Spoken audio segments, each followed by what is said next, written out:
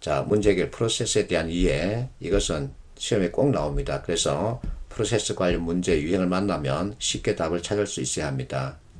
614번, 자, 이 가로에 들어갈 적합한 표현을 고르라는 건데 전향적인 자세라는 표현이 들어갔기 때문에 문제 의식 또는 문제 해결 의지에 대한 설명이겠죠. 그래서 문제 의식과 의욕을 찾아가면 되죠.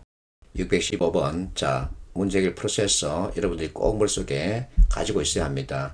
문제 인식과 그에 따른 환경 분석, 그에 따른 문제 도출, 원인 분석, 해결책 개발, 실행, 평가 이렇게 가죠. 보기, 문제 인식이 빠져 있죠. 그러면 환경 분석을 먼저 잡아줘야 되겠죠.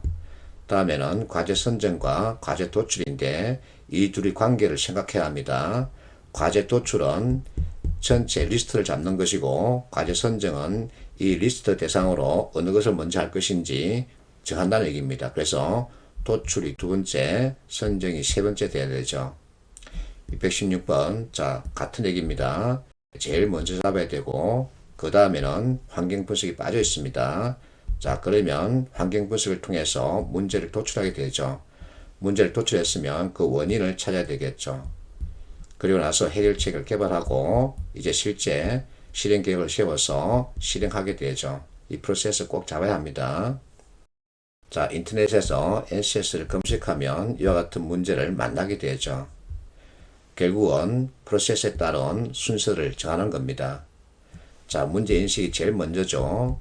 그러고 나서 환경 분석인데 환경 분석에 대한 언급이 없기 때문에 문제 도출로 가야 되죠.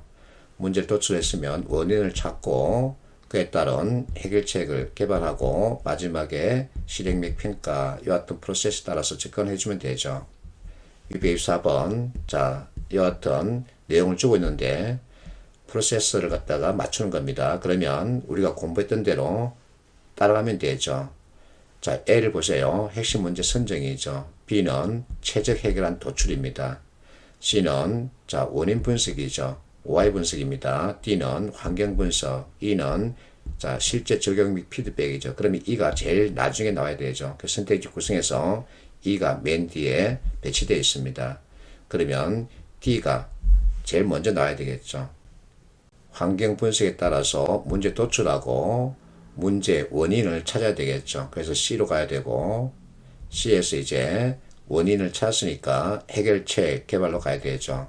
그에 따라서 실제 적용합니다. 2번, 자, 최적한 선정 시 고려할 사항은 아닌 것은 훈 아닙니다. 누가 선정해야 되느냐? 그것은 아니죠.